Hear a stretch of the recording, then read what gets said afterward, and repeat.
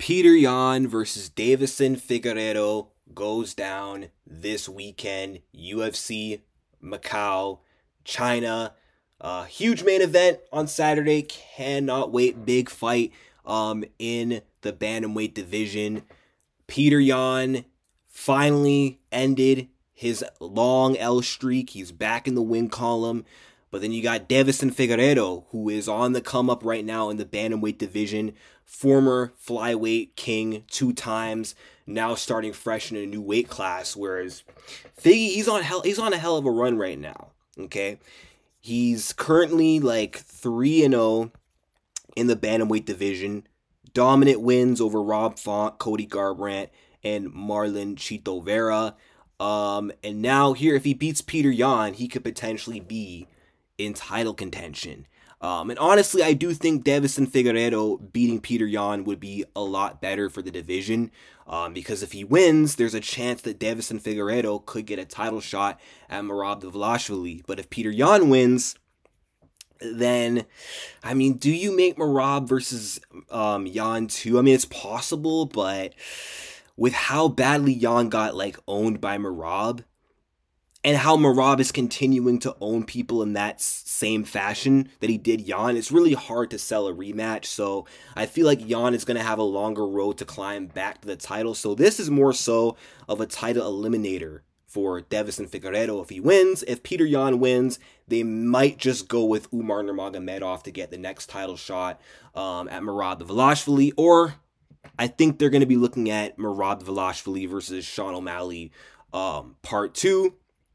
Now, who do I think is going to win this fight? What I will say is I think Peter Yan, by far, is going to be the best opponent Deiveson Figueiredo will have ever faced in his entire bantamweight run. Like, Peter Yan is better than Deiveson's last few opponents. Like, Marlon Vera, tough fighter, dangerous fighter, not really a great fighter, and I wouldn't even put him in the class of elites either.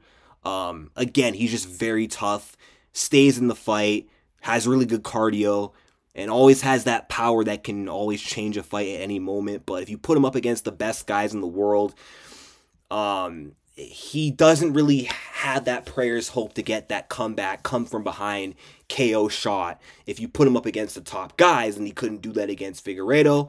Cody Garbrandt, former champion, but Cody Garbrandt is on a massive downfall. He's been on a massive downfall since like 2017. Yeah, Cody Garbrandt just hasn't been looking great lately. I mean, I know he's won 2 fights in a row going into the Figgy fight, but I mean, Cody at this point has reduced to being only capable of beating the unranked of the division. Cody's unranked former champion who can't beat ranked opponents anymore. So is that really a great win? And then Rob Font's actually pretty tough. Rob Font just beat Kyler Phillips, despite prior to that, I think Rob Font may have already been he may have already been coming off a loss to, he was already coming off a loss to Deiveson Figueiredo, so never mind. And a loss to Corey Sandhagen as well. But Rob Font, I wouldn't even consider that good either. Like, his last 3 wins, his 3 wins in the bantamweight division, you could say are a bit overrated. And then, okay, Peter Yan, I understand that Yan, 17-5, he's like 1-3 in his last 4 fights. But let's look at the losses this guy has had, okay? Even his first UFC loss, it was a DQ to Aljamain Sterling. I don't even count that as a legitimate loss. In my opinion, he beat Sterling the first time. You take away that illegal knee, which I think now is legal. Yan won that fight by TKO. I mean, it's a legal shot now, so Yan TKO'd Aljo. But at that time, when the rules were different, it was an illegal shot, not legal like it is now. So Yan got DQ'd to lose his championship, beats Corey Sandhagen for the interim title, rematches Aljo, right? But Aljamain Sterling arguably could be one of the bantamweight GOATs for all we know. most consecutive title defenses in bantamweight, and it was a close fight with Aljo. I personally scored it for Petr Yan. It wasn't a robbery, whatever. Aljo beat him once, not twice. But with how the fight went, Yan didn't look horrible in that fight. He was in there with the former champion, Aljamain Sterling. Competitive. Sean O'Malley, former UFC bantamweight champion, Petr Yan got robbed in that fight. That was a brutal robbery loss to Sugar Sean O'Malley. Yan should have won that fight, but whatever. He loses, quotation marks, and then loses to Merab Dvalishvili, who for all we know right now could be the best bantamweight ever, currently. So no shame in that loss. But eventually, Petr Yan was able to get back in the win column against Song Yadong, who, you know, to be fair, was a bit of a step down in competition. But Song Yadong is a solid win. Song Yadong, young, dangerous. That was a dangerous fight for Petr Yan. And Petr looked exceptional in that fight. I mean, he had a rocky start to the fight. But I mean, if you look at Yan's career, historically speaking, Petr Yan he's always been a slow starter, and he rarely ever wins the first round. He lost the first round to Aljamain Sterling in the second fight, officially on 2 out of the 3 judges' cards. Not officially in my opinion, but my opinion means nothing. And then even in the first Aljo fight, if you take away the knockdown in round 1, I think Yan loses that round. And in some people's eyes, Yan did lose round 1 to Aljo. So round 1, Aljo beat him twice. Round 1, Sandhagen wins. O'Malley lost the first round. I don't know what people are on about, but whatever. He lost round 1 to Sean. No, he didn't. Lost round 1 to Merab Dvalishvili. So losing a round to Song out of the 3 rounds, losing the first round really means nothing. Historically speaking, Petr Yan is usually a slow starter, but he gets better as the fights go on. Even against Rivera. Rivera was like controlling the early portions of like round 1 and 2, and then Yan stole the round with a knockdown, right? So, Petr Yan is the kind of guy who gets stronger as the fight goes on, and this is a 5-round fight. 5 rounds. Petr Yan has 5 rounds to work with here, okay? 5-round Petr Yan is one of those mythical fighters. I know he lost, a 5-round domination to Merab, but that's Merab. Merab is just a cardio freak. And then Aljamain Sterling just had the perfect game plan, like in the second fight, to, ever so slightly outpoint Yan in round 1 and then control him on the ground in rounds 2 and 3. But then slowed down and was able to kind of just coast in like rounds 4 and 5. But Yan looked good in the championship rounds against Aljamain Sterling in the second fight. If this was a 3-round fight, I might be more confident in Deiveson Figueiredo's chances. Now, not to say Deiveson Figueiredo cannot finish Petr Yan, because I will say this will be one of Petr Yan's most dangerous opponents he's faced in his UFC career. Because of all of Yan's opponents, I'll say Deiveson Figueiredo is probably the most powerful opponent that Yan will have ever gone up against. And I think Deiveson Figueiredo, I won't really say he's the most dangerous grappler, because Petr Yan fought Aljamain Sterling, who, when he was actively competing in the bantamweight division, was known to be one of the most dangerous jiu-jitsu guys at bantamweight, right? So I'll say he'll be like the second most dangerous ground fighter that Petr Yan will have ever fought. But Yan has never fought someone like Figgy who can threaten him in both aspects. Like Deiveson Figueiredo on the feet, you got to watch out for his power, and he's got great timing on the feet as well. Very good at setting up and landing his power shots, and they're devastating when they do land. So he does have the threat of being able to knock out Petr Yan.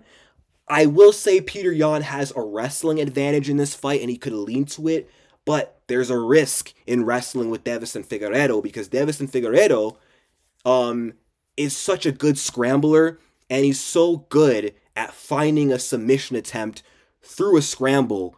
Whenever someone tries to take him down, he's good at kind of rolling with the takedowns, and then out of nowhere, he like has a leg lock, or he has an armbar, or he has a guillotine. So Yan would have to be really careful when engaging the wrestling. So if anyone right now is knocking out Petr Yan, it's Deiveson Figueiredo. If anyone can submit Petr Yan, it is Deiveson Figueiredo. However, Petr Yan rarely gets finished. I don't think he's ever been finished in his career of all 5 losses. 4 decisions and then others. That was a disqualification. Merab doesn't finish people, so it doesn't count. Sean O'Malley knocks out almost everyone he beats. Everyone he wins against, it's always a knockout win. I mean, O'Malley knocked out Sterling, couldn't knock out Petr Yan. He hurt him. Yan recovered and then hurt him back and made it to a split decision. Petr Yan survived the power of Sean O'Malley. But then let's talk about the grappling, because I mentioned the grappling of Figueiredo as well as his power. He survived 2 straight rounds, 10 minutes of control time with Aljamain Sterling on his back. Usually, if Aljo gets your back, unless you're Henry Cejudo or Yan, you're not surviving. Aljamain Sterling will finish you from that position, whether it be ground and pound or a rear naked choke. Yan was technically screwed in round 2 and 3, yet he was able to survive. He was able to fight the hands of Aljamain Sterling, stall out, and not get finished. He was defending himself intelligently on the ground, not settling in a position where Aljo could ground and pound TKO him, and not allowing Aljo to get under the neck. So Petr Yan has very underrated defensive jiu-jitsu. So Deiveson Figueiredo finishing Yan is very unlikely, whether it be by a knockout or a sub. It's there, he could do it, but it's very hard to. Yan is super tough. Petr Yan has a good chin, good recovery, good submission defense, but he also has very awkward striking defense as well. Like, he has this really effective shell defense where he's good at keeping a tight guard, he keeps his chin tucked, and he never takes the full blunt force of the shots. That's why you rarely see Petr Yan get rocked or dropped, apart from, when he fought John Dotson or Sean O'Malley. It's hard to finish this guy. His defense is good, and he's got the toughness. And his sub-defense is good. So it's a 5-rounder. Figueiredo has an uphill battle to climb against Petr Yan because he's hard to finish, and it's a 5-round fight. And usually Petr Yan gets better as the fight goes on. Figueiredo has power, yes. His striking is good, yes. His jiu-jitsu is good, yes. But Deiveson Figueiredo doesn't have the level of wrestling of a Merab Dvalishvili or even an Aljamain Sterling. Aljamain had the wrestling, the takedown threat to threaten Petr Yan. Same with Merab Dvalishvili. But Aljo had the wrestling and the jiu-jitsu that had to keep Petr Yan on notice. That's what he was able to use to beat him by decision and to stall out those rounds, to have the more dominant rounds to beat Yan by decision. Figueiredo doesn't have that level of offensive wrestling that Yan needs to worry about, and Deiveson Figueiredo doesn't have that level of volume and pressure that an Aljamain Sterling has or a Merab Dvalishvili has. Deiveson Figueiredo is a pot shotter at best. He throws literally one shot, one punch at a time. So I think that's going to make it very easy for Petr Yan to download the data, to figure out Deiveson Figueiredo's timing, and to properly pick his shots. So honestly, I know Deiveson Figueiredo is dangerous. He has a great chance, but I'm going to have to go with Petr Yan to win this fight against Deiveson Figueiredo. I think he's going to go undefeated in the year 2024.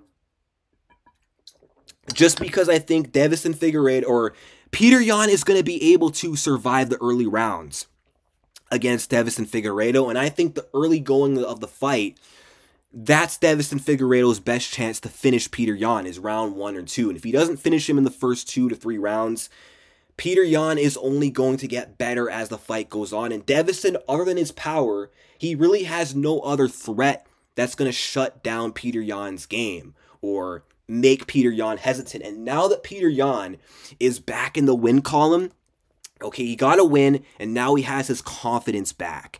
So I think we might see an even better version of Petr Yan than what we saw in the last fight. Now, not to discount Figgy's chances. Like I said, he does have scary power, okay? He is the first man to drop Brandon Moreno, the first man, and I think the only man to drop Alexandre Pantoja, and he's the first and only man to drop Marlon Chito Vera.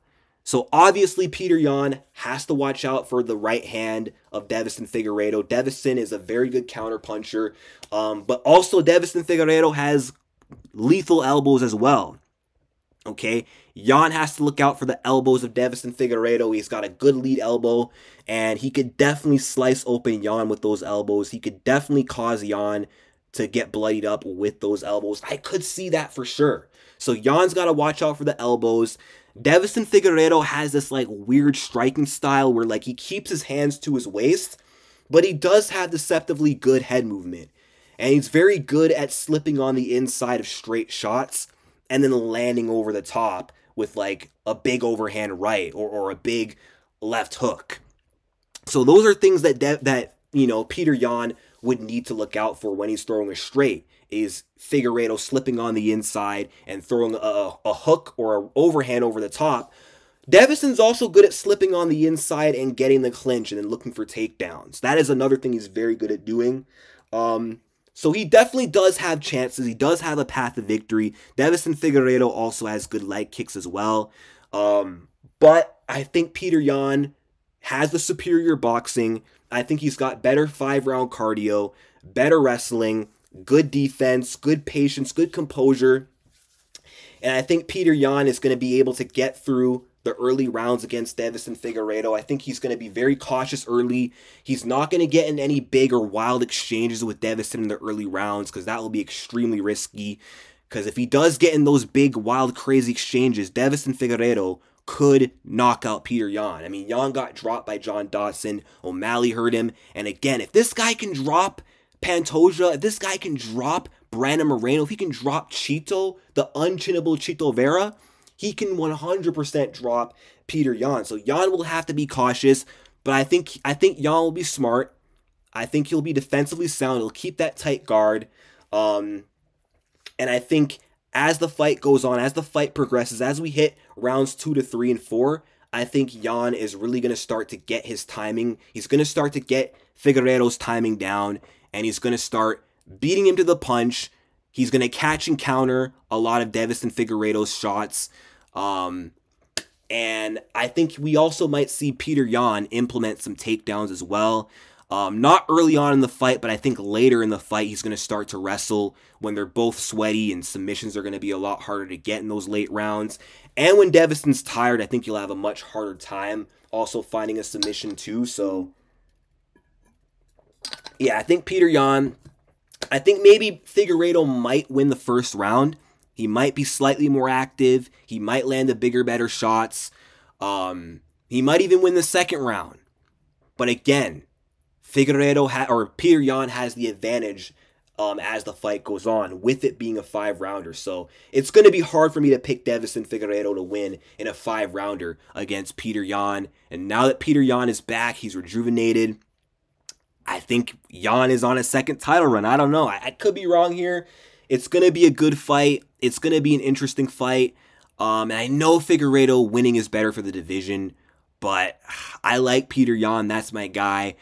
And also, let's talk about that Cody Garbrandt fight, because Cody Garbrandt was winning round 2 against Deiveson Figueiredo on the feet. And I'm just saying, if Cody's giving you those problems in the stand-up, imagine Petr Yan. Petr Yan had to resort to his grappling offense against Cody. And fair play, he was able to take him down and choke him out. I don't think, if he's losing on the feet to Petr Yan, I don't think he's going to be able to take him down. I don't think he's going to be able to choke him out. So I do think he might be in trouble on the feet. I just think Petr Yan will be the best striker in this division that Deiveson will have ever fought. Best boxer overall, best wrestler. Like, this is a huge step up. And I mean, if Deiveson Figueiredo can win, like I said, he is undeniable. But yeah, I'm going with Petr Yan. And I'm going to say, you know what? I'm going to say Petr Yan wins this. I'm going to say a dominant decision. I think Petr Yan will dominate rounds 4 and 5. Figueiredo might show some toughness. I think Petr Yan will clearly win round 3. I think round 1 he'll lose. Round 2 will be a swing round. But round 3, Petr Yan's gonna catch up, start picking him apart. Round 4, he's really going to start to work his wrestling like he did against Song Yadong. and he's going to land some nasty ground and pound elbows on Deiveson Figueiredo that's going to open up a cut, and Deiveson's going to be bloodied up, but he's going to be able to survive, control posture on the ground, not get ground and pounded to the point where he's going to get TKO'd. Then round 5, Figueiredo's going to be exhausted and compromised, but I still think he might be, or you know what, Petr Yan could finish him in round 5 like he did Aldo, but I'm just going to say Petr Yan's also going to dominate round 5, similar to how he will have dominated 4, and I'll say Petr Yan wins this fight maybe 48, 44. If Yan has 2 10-8s, how does the scoring system work? So 40, I'm going to say 48-45, Petr Yan wins, or 48-46, unanimous decision.